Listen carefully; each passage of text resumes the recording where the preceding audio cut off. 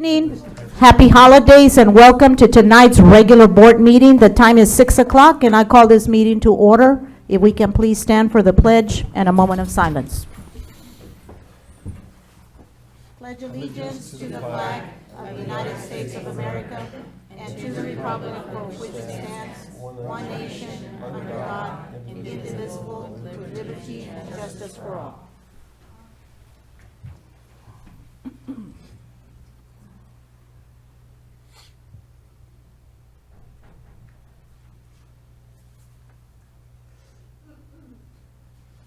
Thank you. You may be seated.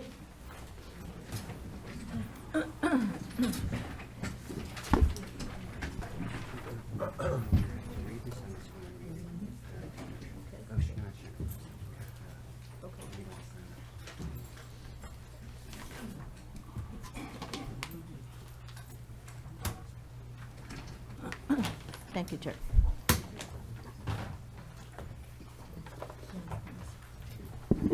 Under open forum, before we proceed to open forum, I just want to make sure that I read the introduction to the public comment at board meeting. It says the next item on the agenda is public comment. Before we begin, I will remind our audience members of the board's procedures for handling public comment. The public comment portion of our meeting is available to members of the public who wish to address an agenda item to be considered by the board on tonight's agenda. Anyone who wants to speak during public comment must sign in prior to the start of the meeting and list the agenda item they wish to discuss. Each public comment speaker will be allowed a maximum of 3 minutes to address the board. However, any public testimony speaker who requires a translator will receive up to 6 minutes to address the board. The public comment portion of the meeting will allow all speakers who have signed up before the start of the meeting to address the board regarding an item on tonight's agenda. Please keep your comments or criticisms civil and courteous. Please also avoid using profanity and refrain from making personal attacks on others during your opportunity to speak. Lastly, we ask that you do not discuss students who are not your own child. If a speaker is seeking a board resolution of a specific complaint, that concern should be addressed through the district's grievance process. District policy DGBA has been established for addressing employee complaints. Policy FNG is the avenue for filing parent complaints, and policy GF addresses community member complaints. Grievance forms can be obtained at any campus administration office or at the central administration office. Thank you. Our first speaker is Alma de la Garza, Donna TSTA representative.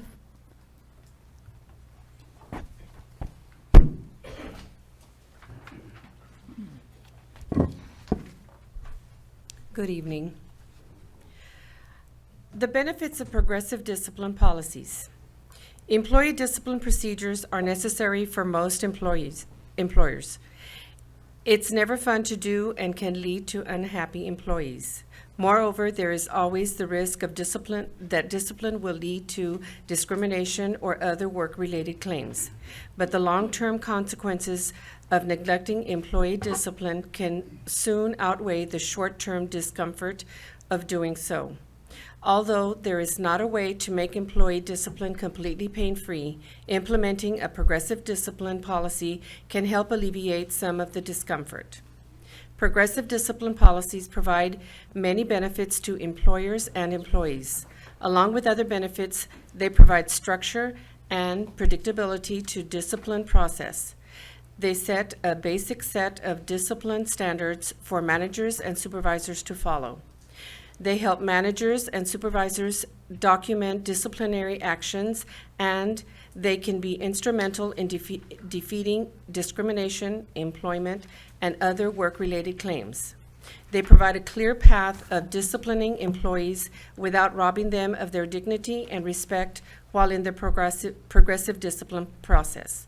Progressive discipline allows for an employee who may be deviating slightly from proper workplace habits to be allowed opportunity to correct themselves with the support and guidance of a supervisor. Support staff deserve to have an established process they can rely on to expect disciplinary measures. Not having one only spells out trouble for all. Progressive discipline policies provide structure. Employers that do not have an established progressive discipline policy are more likely to inconsistently discipline employees. This inconsistency manifests itself with employers without a justifiable reason. Discipline some employee but not others for engaging in appropriate workplace behavior, or they discipline employees more severely than others for engaging in the same behavior. These types of inconsistencies have a tendency to hurt employee morale and can increase the likelihood that employees will file employment claims against the employer. The benefit of progressive discipline policies is that they provide the structure on which employers may rely to provide consistent discipline. A progressive discipline policy provides for distinct discipline steps of increasing severity, of which both the employer and employee are aware and can anticipate. Progressive discipline policies set standards for managers and supervisors. Having a progressive discipline policy can help even out the different discipline styles and tendencies of managers and supervisors. Okay. Thank you. Thank you. Moving on to item number 3, under Superintendent's Report, Dr. Azzi.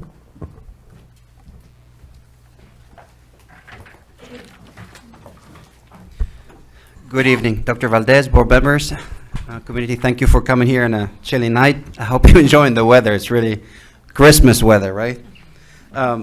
Under district highlights, we have first thing we're going to highlight. The first group we're going to highlight is our choir students here from Donna High who came here to share some of their holiday music with us. So we're going to start with highlighting them.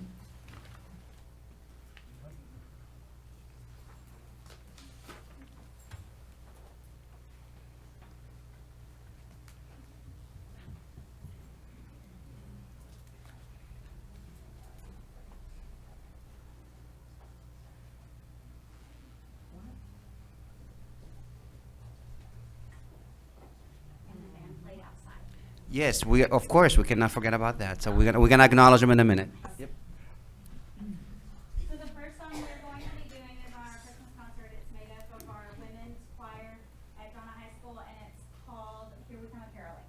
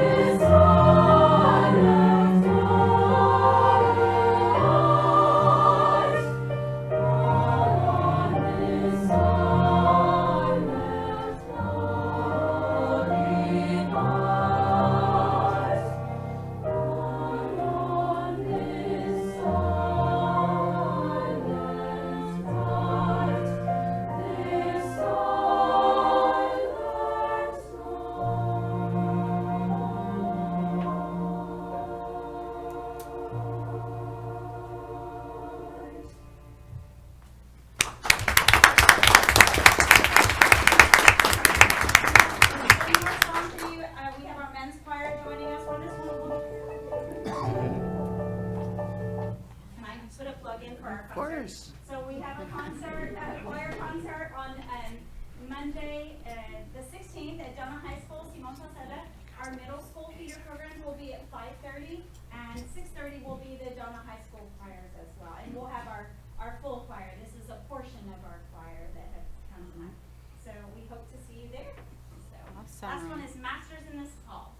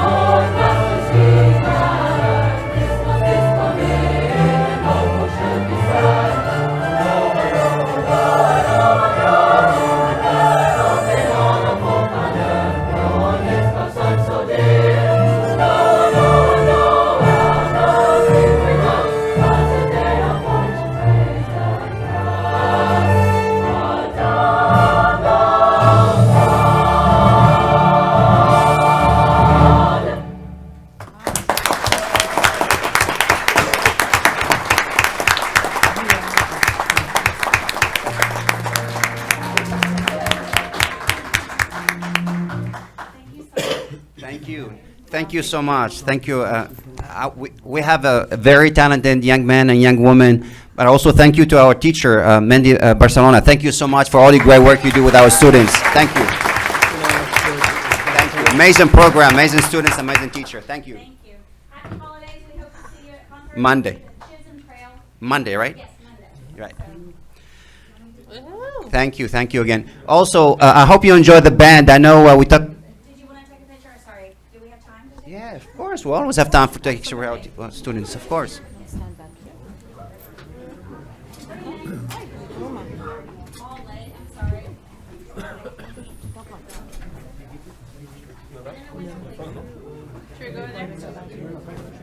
think up here, because they're too. Yeah, they could just come back this way. Okay, we can do 3 rows. Yes? Well, they're even taller than me, still, some of them. Here. Yes? Scooch over, Ben. Go that way. There you go.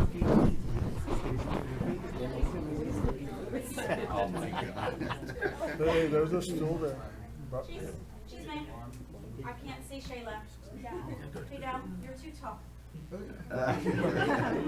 Shayla, you're so pretty. Come on. Fidel, you're pretty too. Okay, I can see you. You can? Me too. We're going to Disney World. We hope. Thank you all so much. They're beautiful. It doesn't put you in the holiday spirit. I don't know what would, right? Sorry. One more. Oh, wait, Sue. I can't see. Up to it.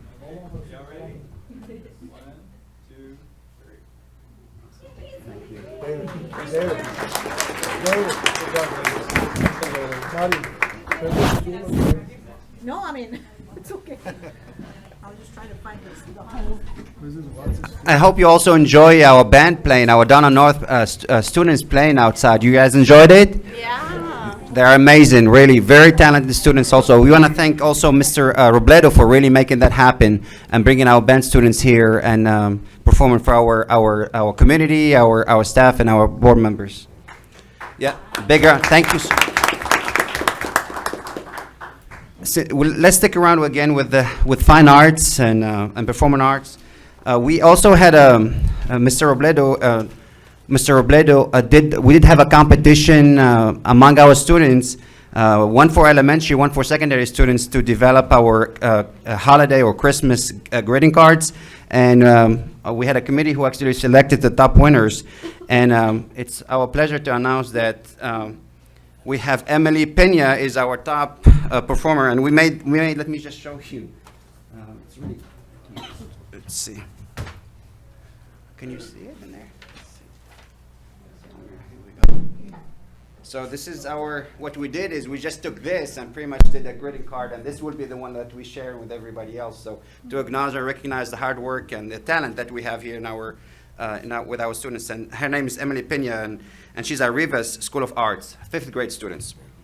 And then for secondary, we had another winner, and we want to highlight him as well. Her name is Maria Gomez, and she attends DAEP, and so she was the winner. And so again, we made those greeting cards. How cute is that? Yes, we made those. So that's again our students' talent, right? And thank you, of course. And Mr. Roberto was able to work with the team to get all these judges and stuff like that. I just want to share that with you. Thank you.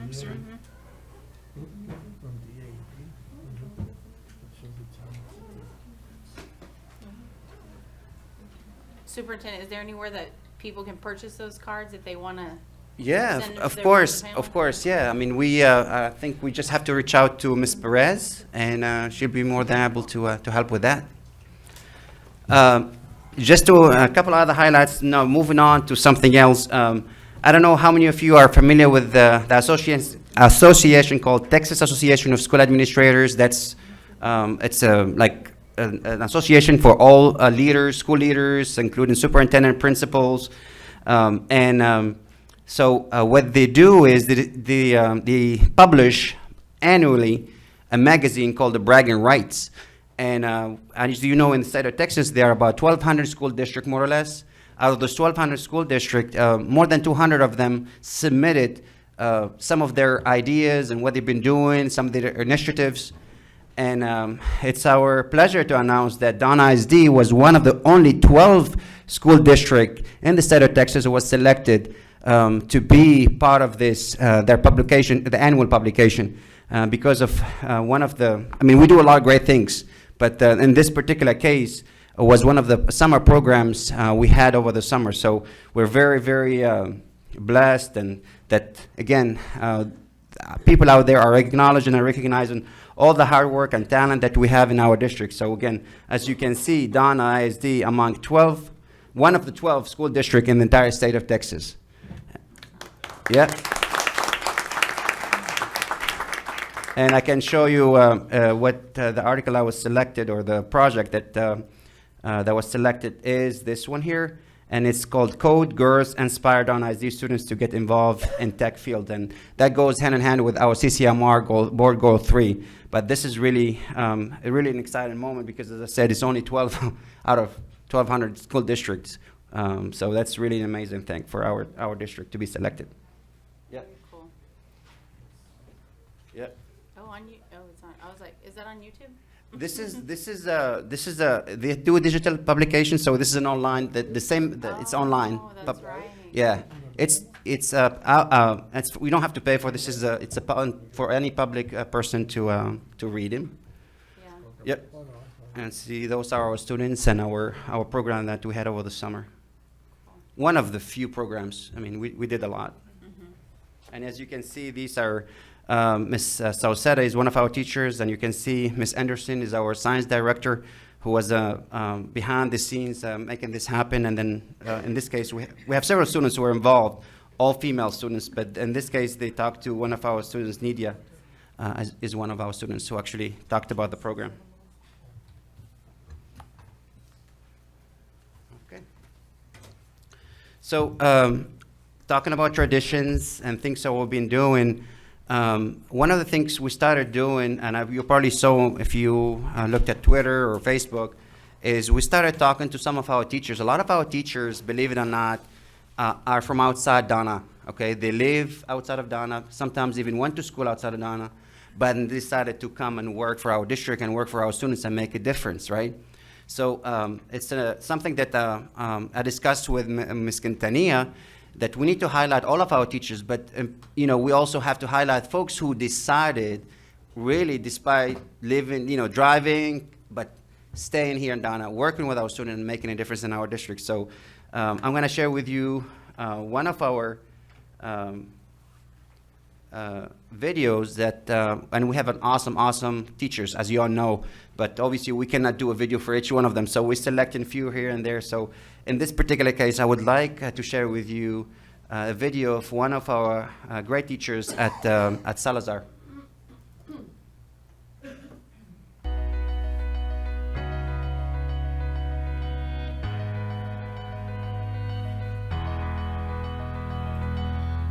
I taught in another district for several years, but when I started teaching in Donna, I just felt it was different in the area of not just teaching or not meeting educators. I've worked with educators, I've taught before, but Donna was more of a family. It's for me, it's family oriented. So when we teach, it's kind of teaching our children. I mean, truly being our children. I feel that in every classroom as I walk through our campuses. I feel like Donna admin gives us that support and that ability to be able just to do what we need to do for our children here in Donna ISD. Truly, that's how I feel. And that's why I choose to teach at Donna ISD.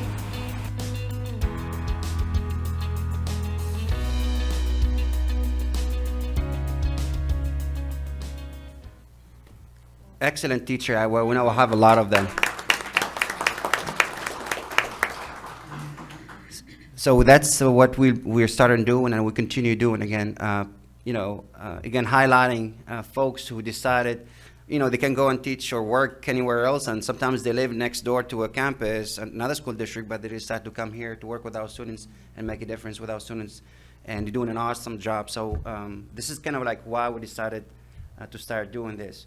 Another thing also we started doing, and it's also my honor to share with you a couple of short videos, is we also have a lot of alums who went to school here in Donna, and they were able to move and continue excelling, right, in their career. And sometimes they are federal judges, they are managers, big a news channel or something like that. So we want to highlight that and tell our students also, like, some of us, you will watch later, some of them grew up like in very poor neighborhood, really having a lot of tough times, but yet they were able to make it, right, and become someone important, right, in this society.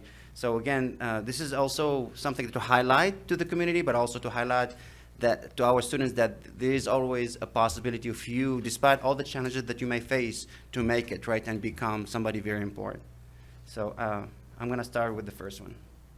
My parents always made education a priority, but my parents always made education a priority, but I knew attending college outside the Valley was not something that they could afford. Thanks to the guidance from my counselors and letters of recommendation from my teachers, I received several scholarships allowing me to attend the University of Texas at Austin. Graduating with my bachelor's and master's degrees in accounting, I now serve as Vice President and General Manager for KGBT TV CBS 4. I'm Linda Guerrero Dicla. I'm proud of my roots and proud to be a graduate of Donna ISD.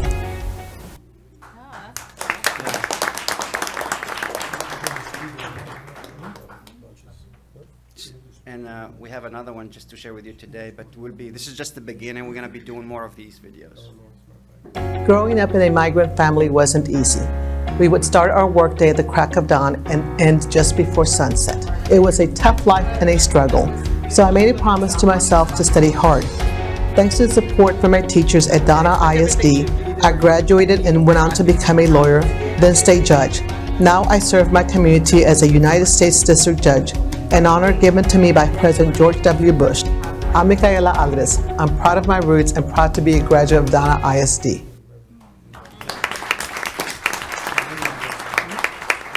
Yeah, so this is again, this is a beginning of a series, different things, just to highlight all the great things.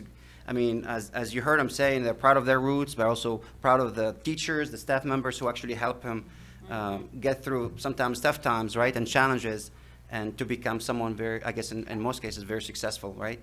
So I just want to share that with you. All right, next we move into item number 2 under December LSG Monitoring Report.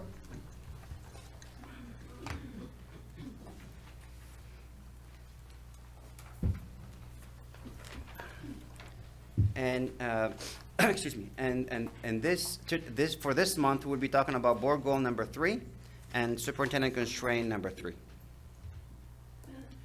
And the goal is to look at the percentage of graduates demonstrating college, career, military readiness, and we want that to increase from 43% to 90% by year 2023. Under that goal, there are 3 different GPMs. The first one talks about improving the TSI, percentage of graduate meeting the TSI in both ELA and math from 19 to 43%. The second one discuss the percentage of graduate meaning earning an industry-based certificate. We want that to increase from 9% to 20% by year 2023. And the last one is to look at the percentage of graduate earning AP, IB, dual enrollment credit, and or associate degree. We want that number to increase from 38 to 60% by year 2023. First, we're going to look at the overall goal. And as you can see, we started in September. We had only 17% who actually met the CCMR. And December, although really these numbers were put really the end of November, that number already jumped to 35%.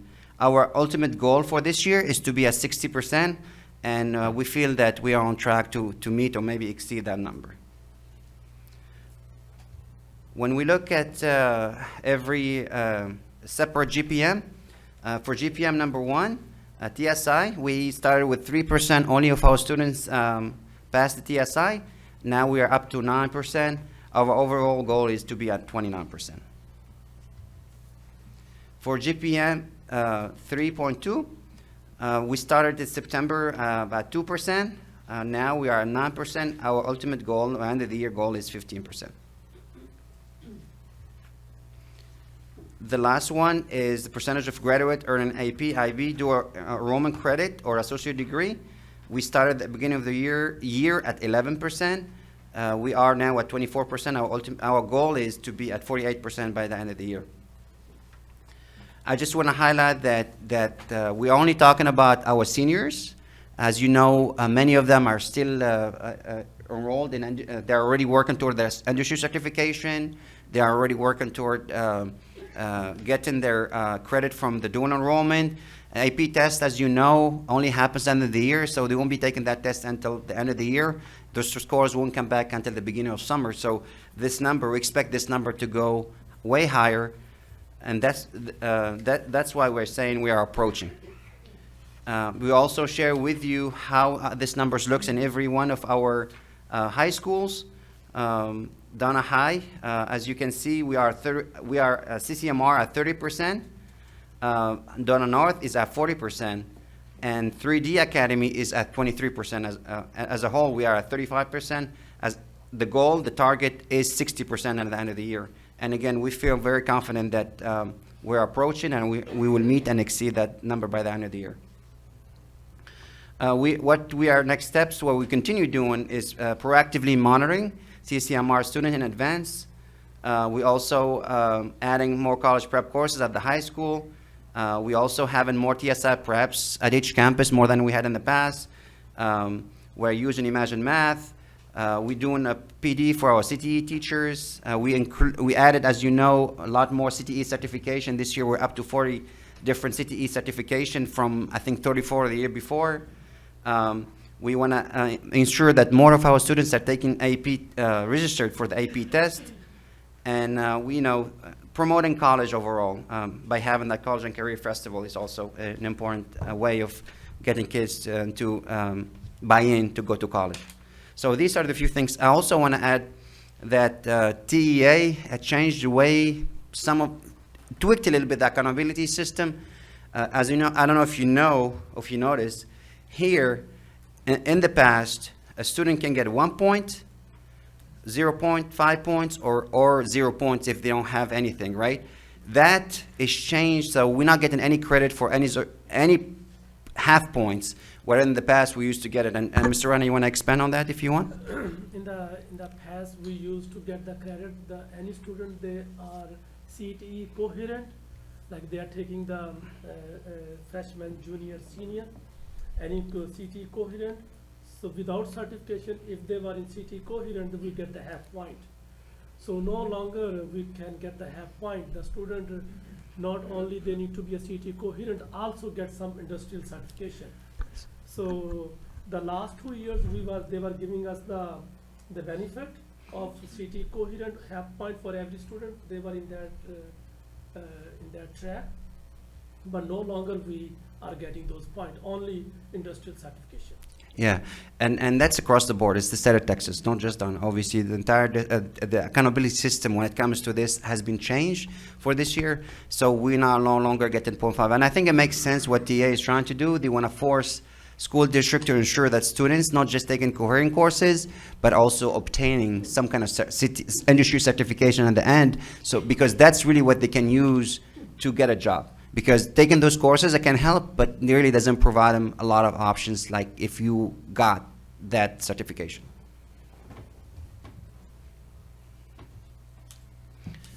So that's the evidence where we pull all this information from. We have a CCMR inventory report for each campus. We also look at enrollment in different classes. Our high school, I have to give a credit to our high school staff. They've been really hard on tracking and monitoring our students and making sure that our students are actually going toward earning that CCMR credit. The next thing is the constraint, goal number 3, and the percentage of the district budget spent on staffing will decrease from 81 to 75% by 2021. And our numbers has been steady from last year to this year. And I think in part because because of the pay raises we give, that give more money spent on payroll, that kind of kept us kind of like steady. But we're gonna be working hard to make sure that again that number also try to decrease a little bit. So because that's the goal. The goal is to be at 78% by the end of this year. So we're gonna try hard to work on that. And that's why we put that it's approaching, and we're going to continue with attrition because we're still doing attrition. That's why that number, we expect that number to decrease. Any questions? Yes, I noticed that on goal 3, overall as a whole, compared to last year at this time, right now we're at 35%. Yes. Last year, we were at 42. Yeah, So we're because- lower, is it? Because the city coherent, we were getting about 60 students. Last year we got the score 60 students, but those 60 points are not added to this year because Okay. we are not getting city coherent Okay. half point anymore. Yeah, that kind of reduced our overall numbers. Is there any way that, like, on the future reports, you can, I don't know if it'll be, because I'm having to go back to last year's agendas to look it up. Is there any way that, like, for example, when you bring the March report, for example, if you can bring March's last year, so I can look at trends to see if we're above or under where we were last year? And I was comparing when I was preparing this report because I want to see when we were last year at that point, it will not be a problem to giving. Yeah, So maybe we can add either another slide, or maybe we can send it to our board members for your Right. review. But for the other goals as well, because Mm-hmm. it helps us understand where we are, whether we're doing better than we were Last last year. Yep.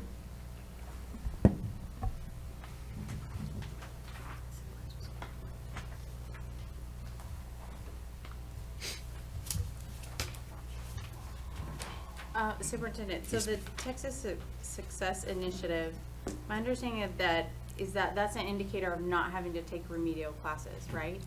Yes, eventually for college, you're talking about.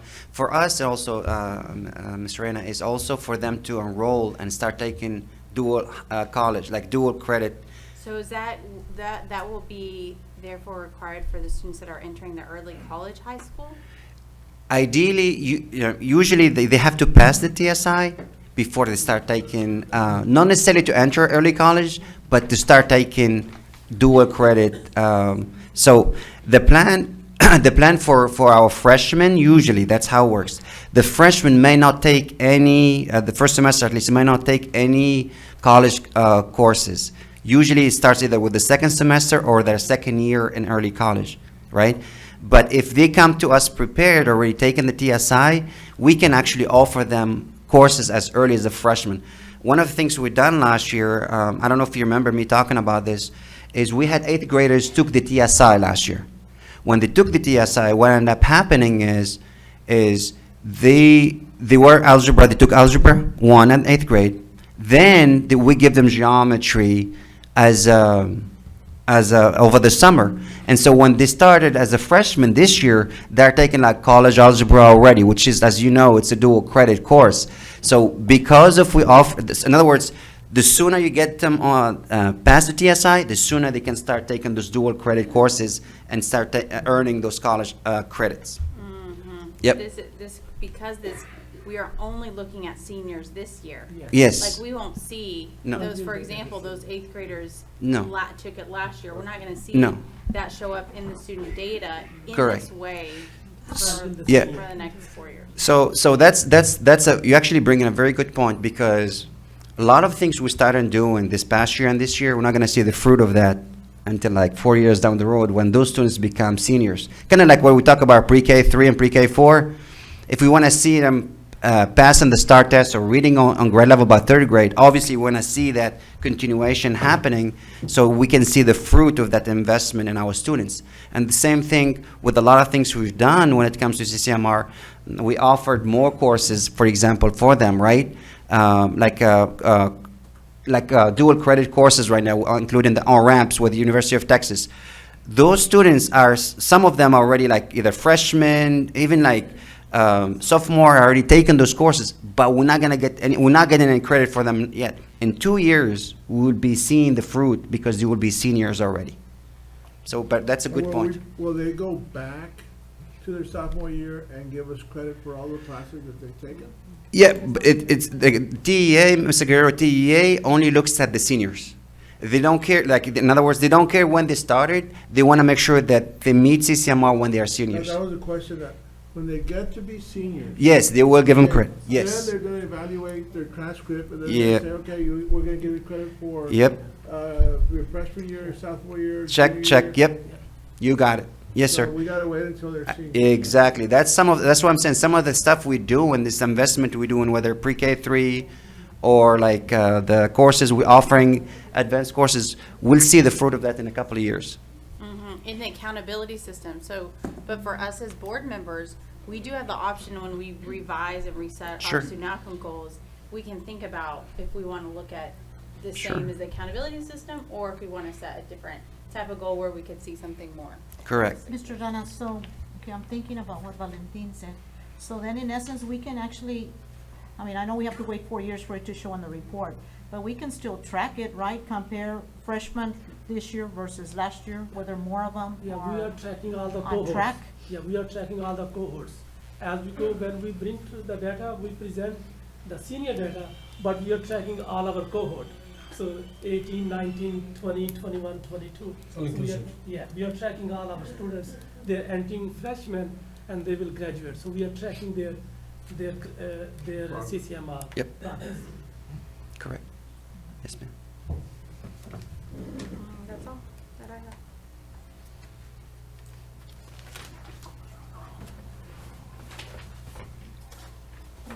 Yes, sir.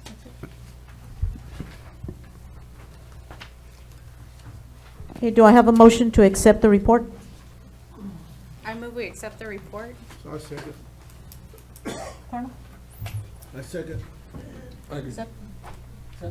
And I also accept. Motion carries. Consent agenda, I think you had 2 items. Yes. Dr. Azzi? Yes. Dr. Valdez, board members, thank you. The administration would like to pull item under human resources, item approved as TASB policy service update 114. We want to table that for next time for further conversation, discussion with TASB. And then item number 3, approve DCD local progressive discipline for employees. For further discussion, consultation, also with our friend at TSDA also will be consulting with them on that. Will this be on the next meeting? Yeah, well, the next board meeting, yes. Regular board meeting, yep. January. Yep. Any further questions? Nope. Okay, do I have a motion to accept consent agenda as presented? I move. Second. Mr. Guerrero? Approve. David? Favor? Motion carries.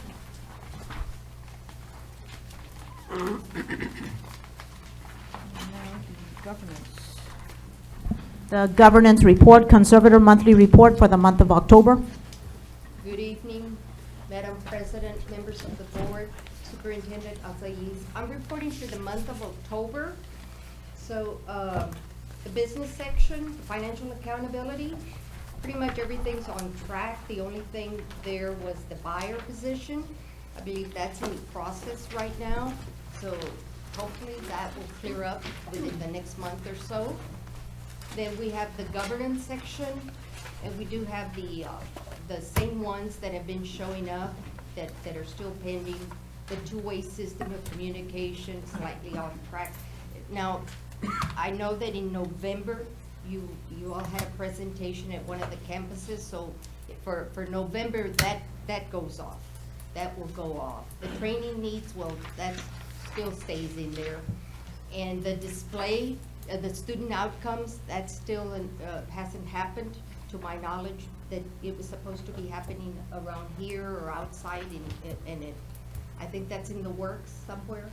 It's, you're talking about the display and the Yeah, the TV? goals, yes. That, I think we discussed having it outside on the TV, outside. We can just display it outside. Okay, that one, can just have and it the outside. next board platform, I know that we're still working with that. It doesn't have all the information in there also. The strategic plan, I understand that now that you know what your fund balance is and the monies are there. Yes. You'll be tying the dollars to that. So that Correct. one will be coming off Correct. soon. And then, what else we have? The next board platform. And then I just want to say that there was a letter or a no confidence letter that went around, I think about a month ago or so, that's being investigated. And I believe in that letter, there's a fear of retaliation. So I make reference to 2 board policies that say, and I just want you to be aware of them, about the retaliation clauses on DGBA and DIA. And that's about it. Any other questions? Mr. Reynolds, yeah, I just have a question. Can you, I know we talked a little bit about it last time on the buyer piece. What does that consist of? What is the buyer going to do for us?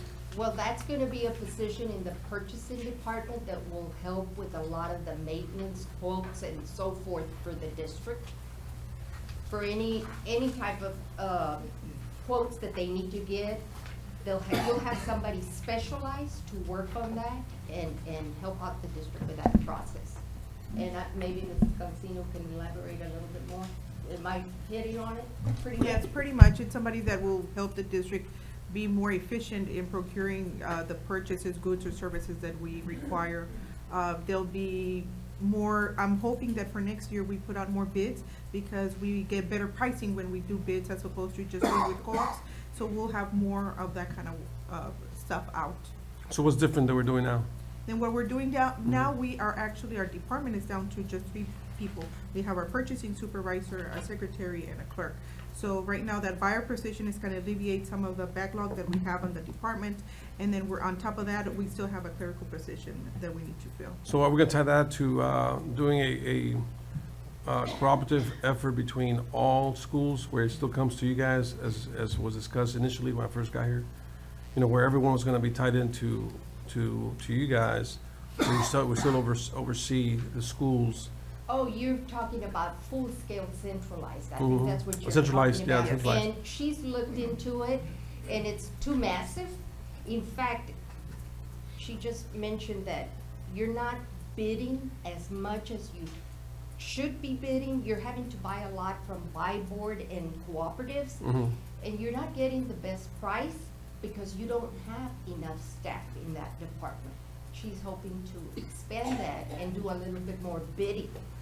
The reason I ask that is because, you know. And that in turn, what happens is that also once we put out a bid, you award a contract of services, whether it's, carpet installation or just general maintenance, and as opposed to us having the maintenance department go and get 3 quotes, and taking 1-2 weeks in order to get that going. We already have awarded vendors that have been awarded by the district. We call them up, hey, we need you to go and work at the stadium because we have something going on. Our maintenance department may not be able to do it. That's just an example of why this would help the district, I think, I be think more it's gonna, efficient. right, if I'm understanding it correctly, I think it's gonna alleviate a lot of the workload that certain Yes. departments are having to do right now, because now the Right. buyer is gonna be the one in Yes. charge doing it. And will it speed up the process? Yes. Right. Well, I have no problem with that, because I'm just curious, because, I used to work with purchasing, and as a purchasing agent, I know that we did annual reviews, and those annual reviews, what we did is we took and extrapolated the data that we had of all our vendors. We had the, vendor 1, 2, and 3 that we did a calculation on and say, okay, these are our top 3 vendors, and these are our best vendors we've had for best practices. So I guess in my estimation is not saying that we can't do what we already said we we're gonna do. I'm just curious, what's the difference for us not doing the same checks and balances as I used to do? We only had 2 people, and we're talking about $450 million, very different from our district, that I used to do, which is, again, to me, it's just, maybe it's just different, maybe because we have so many different accounts, as opposed to only having 20. The district has a lot more than that, obviously. Yes, and I think the difference probably is the amount of campuses and departments that we have. Mhm. So what happens is when we have maintenance and we have one project, just to give you a small example, maybe like, I don't know, like we have a leak somewhere. No, I get it, I get it. Things like that, so I get it it. takes us a lot longer to just get a quote, because we have to go through 3 different vendors, because they're not awarded, because we don't have a bid out, so that slows down the process.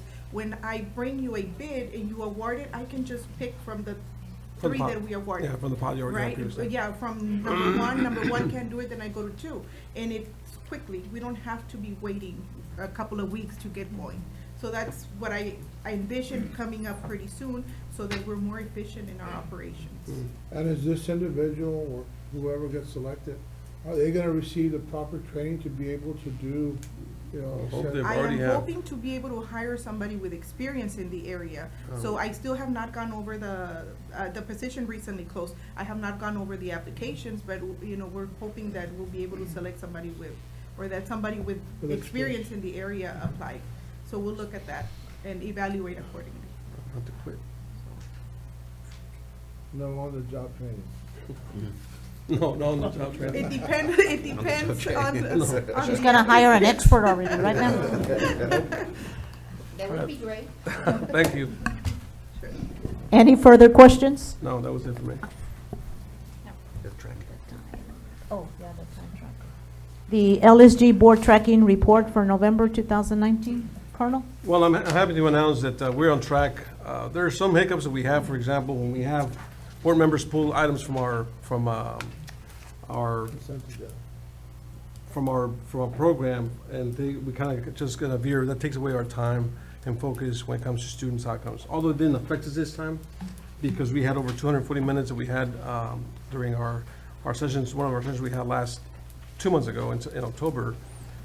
We had a workshop, so that kind of alleviated that pain. But we got to be careful when we pull things out. We get the soup to make sure that he and whoever that is, whether it's me, whether it's any board member, that he explains to us before coming here and not be able to take that item out. So I just explain to the board member, and it avoids us having a lot more time added to our plate. Other than that, we've met and exceeded our outcome goals this last quarter of 72%. So way ahead of heck, I'm not even seeing what we're ahead of, but we've ahead, obviously.